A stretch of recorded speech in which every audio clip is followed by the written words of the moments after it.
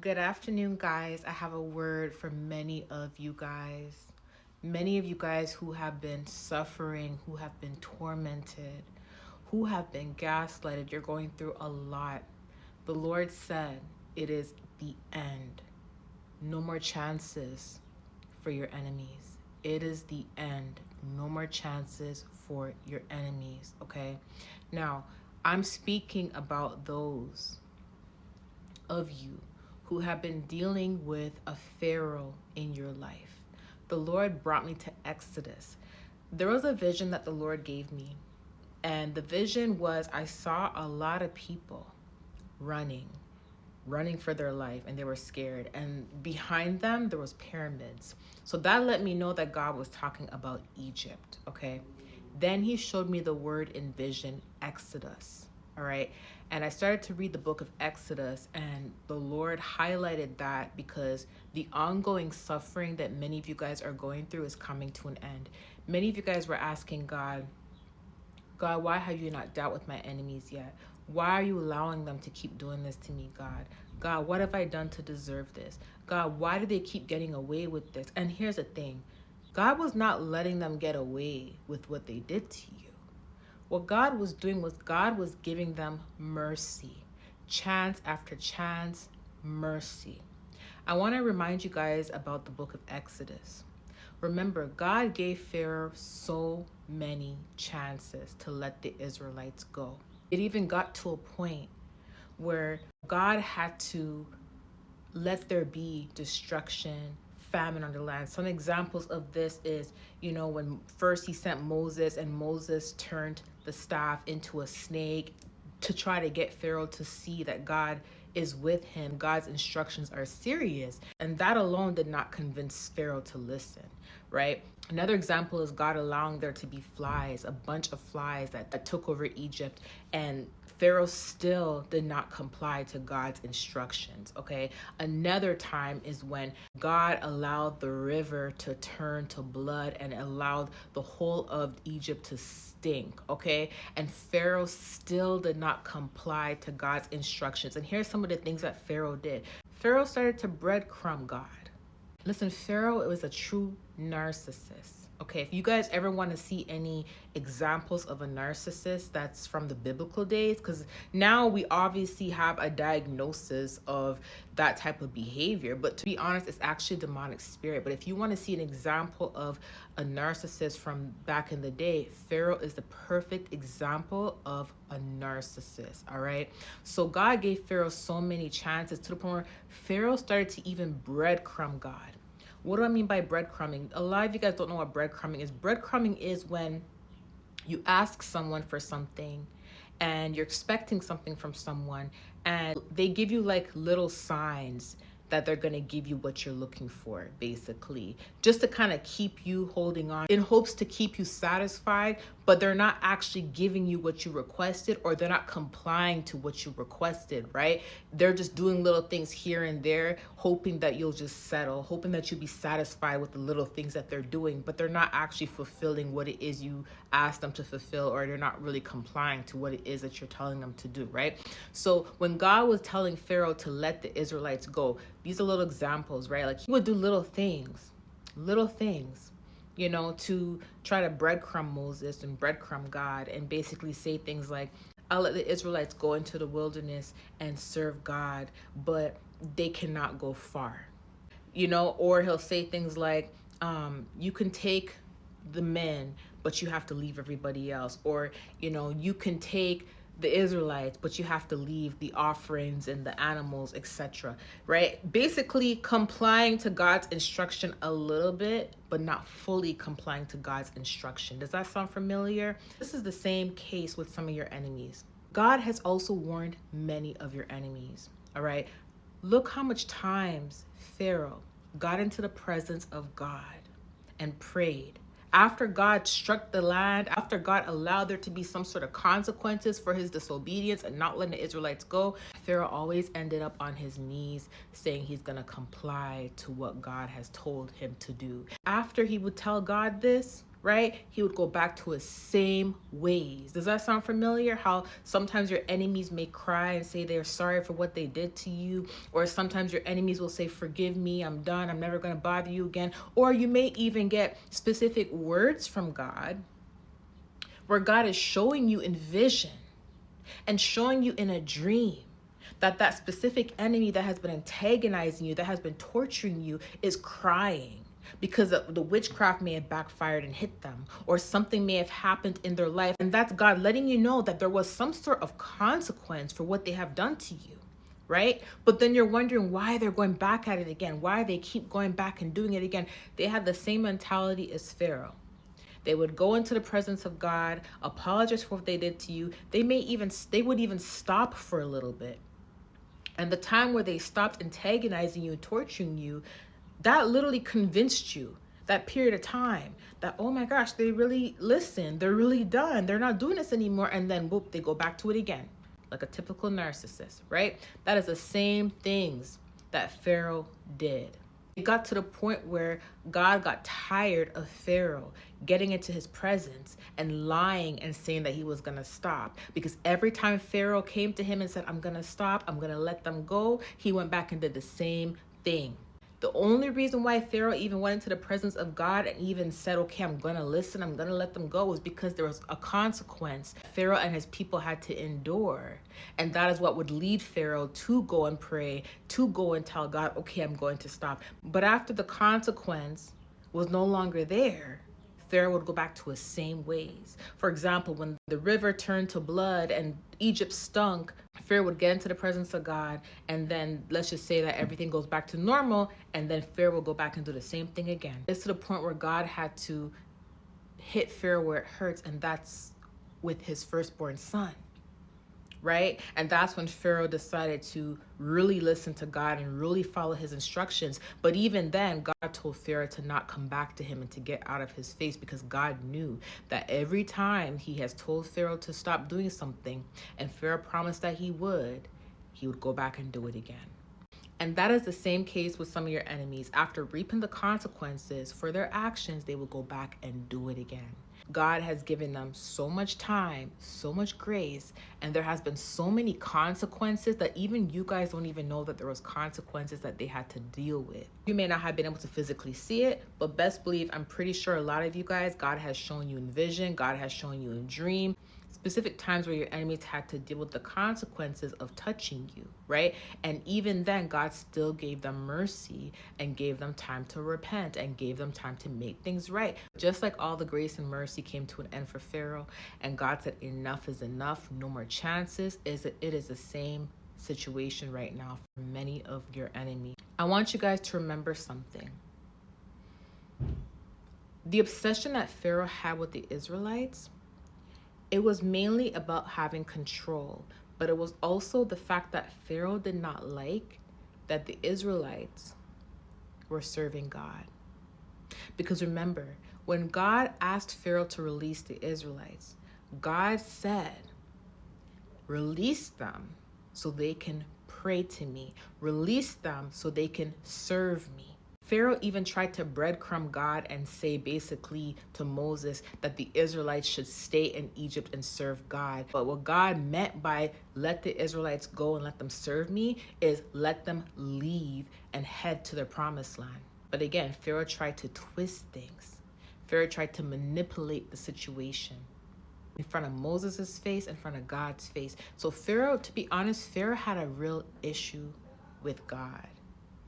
He did not want the Israelites to serve God. You notice that even when Moses went to Pharaoh the first time and gave him instructions, why do you think Pharaoh got even more aggressive with the Israelites and hated the Israelites more, even tortured them more? And it's because God was defending them. It's because God favored the Israelites. And that is the same situation with many of you guys. Many of you guys, your enemies, it's not just because they want what you have. It's not just because they envy and they're jealous of you. It's not just because of that. It is because you are favored by God. It is because you are precious to God. That is what's ultimately getting under the skin of a lot of people, is the fact that God picked you. So the more and more God told your enemies to release you. God told your enemies to stop torturing you. God told your enemies to stop slandering you. God told your enemies to stop stealing from you. The more and more God confronted your enemies, it actually made your enemies more angry, because it just shows that the God Almighty, the King of all kings, is defending you, which also shows what? The importance of your calling, the importance of your destiny, the importance of your life. And that is what angered a lot of people, is the fact that God is defending you. God highlighted the Exodus 5 to me because this is something that many of you guys had to deal with. Some of you guys are wondering why, as soon as your enemies had to go through specific consequences from God, why their attacks got worse after they went through these consequences, and why they didn't just stop. Is because a lot of them were offended by the fact that God is defending you. They're offended by the fact that God favors and God loves you. Okay, so I'm going to read Exodus 5. This is Exodus 5 verse 4. But the king of Egypt said, Moses and Aaron, why are you taking the people away from their labor? Get back to work. And Pharaoh said, look, the people of the land are now numerous, and you are stopping them from working. That same day, Pharaoh gave this order to the slave drivers and overseers in charge of the people. You are no longer to supply the people with straw for making bricks. Let them go and gather their own straw, but require them to make the same number of bricks before. Don't reduce the quota. They are lazy. That is why they are crying out, let us go and sacrifice to our God. Make them work harder for the people so that they keep working and pay no attention to lies. Then the slave drivers and the overseers went out and said to the people, this is what Pharaoh says, I will not give you any more straw. Go and get your own straw wherever you can find it, but your work will not be reduced at all. So the people scattered all over Egypt to gather stubble to use for straw. The slave drivers kept pressing them, saying, complete the work required of you each day, just as when you had the straw. And Pharaoh's slave drivers beat the Israelites, overseers they had appointed, demanding, why haven't you met the quote of bricks yesterday or today as before? See the manipulation? Pharaoh, who was providing straws, right? Therefore, the Israelites can complete their work, complete their task, decided to take that away from them and told them they had to go find it. On top of that, Pharaoh would call them lazy. Remember, the original reason why Pharaoh even took away the straw was because he said they were crying out, saying, let us go worship our God. Let us go give an offering to our God. And Pharaoh took offense to that. And because Pharaoh took offense to that, he decided to punish them by taking away the straw and told them they had to go find it, which slowed down their work, which made them not be able to complete the work by a specific time, led to them being beaten and tortured even more. And then on top of that, Pharaoh called them lazy after he did something to them that slowed them down, right? That is manipulation. The point of me reading that was to show you guys how manipulative some of your enemies are. They will sit there and do things in your life to slow things down in your life. Okay, and then after they try to slow things down in your life, let's just say you're slowed down for a little bit, they will go and start slandering you, talking bad about you, etc. Going back to what I said in the Job message, how they would do witchcraft on you to try to manipulate you into cursing God, doing witchcraft on you, trying to manipulate you into slowing down, into not completing certain things, and then they would sit there and try to shame you, knowing deep down they're the cause of certain things in your life. So then the Israelite overseers went and appealed to Pharaoh. Why have you treated your servants this way? Your servants are giving no straw, yet we're told to make bricks. Your servants are being beaten, but the fault is with your own people. Okay, so the fault is with Pharaoh's people, yet he is blaming the Israelites for it and beating the Israelites for it. And on top of that, he did something to manipulate them into being slowed down in order for them to be tortured, in order for them to get beaten. Some of your enemies try to implement failure in your life. It all stems from you being persecuted and hated for God's name's sake, because he favors you, he chose you, he loves you. right? And that is what really triggered Pharaoh into doing this. But the Pharaoh tried to make it seem like he was doing this because the Israelites are lazy, when in all actual reality, he was doing this because he was triggered at the fact that God was defending them. So Pharaoh said, lazy, that's what you are, lazy. That's why you keep saying, let us go and sacrifice to the Lord. Now go to work. You will not be given any straw. You must produce your full quota of bricks. So Pharaoh is basically saying that they are lazy when they're not actually lazy. He took something away from them that made them get the work done in time, and then called them lazy because they couldn't get it done in time.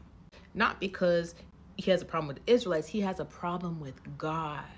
Any of you guys, your enemies, they have a problem with you, but it's because they have a problem with God. Some of them are upset at God because they're blaming God for how their life turned out, when in all actual reality, it's their own fault why their life turned out like that. It's not your fault why their life turned out like that. It's not God's fault why their life turned out like that. Their life is going the way it's going because it's their fault. They are the cause of their own folly. The Bible says that a man will be the cause of his own folly, but he will blame God. This is in Proverbs. And that is what most of your enemies dislike you, because God is defending you. God favors you, and it's because your life is going according to God's will. Now, you see Moses.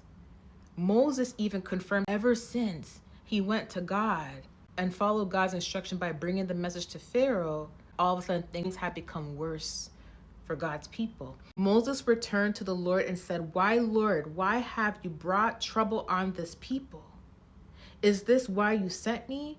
Ever since I went to Pharaoh to speak in your name, he has brought trouble on this people, and you have not rescued your people at all." See how Moses was like, God, ever since I brought the message to Pharaoh, basically your people have been tortured even more. That's what happened to many of you guys. And that's why I tell you guys all the time, ever since you said yes to God and you answered your calling, why do you think they go harder with the attacks? It's because they have a problem with God. It's mainly with God, not you. They have a problem with God, right? And a lot of them, they don't like the fact that God has chose you. God has picked you. Okay, now here's the response God said to Moses. This is Exodus 6. Then the Lord said to Moses, "Now you will see what I will do to Pharaoh. Because of my mighty hand, he will let them go. Because of my mighty hand, he will drive them out of his country." And that is exactly what happened. And it's because of God's hand, right? But do you see how much chances God gave Pharaoh? Do you see how much times Pharaoh said he was going to stop and he was going to comply? He said this after every consequence and then went back to doing the same thing. It is the same concept with your enemies. So you see, God had a plan from the very beginning. God said from his mighty hand, Pharaoh was going to drive them out of his country. And that is what ultimately led the Israelites exactly to where God needed them to be. So the point of me giving you this word is to let you guys know, some of you guys who've been dealing with an enemy who has similar characteristics as Pharaoh, God says there is no more chances for them. It is the end. The time has come. Okay? I love you guys. I'll talk to you later. Bye.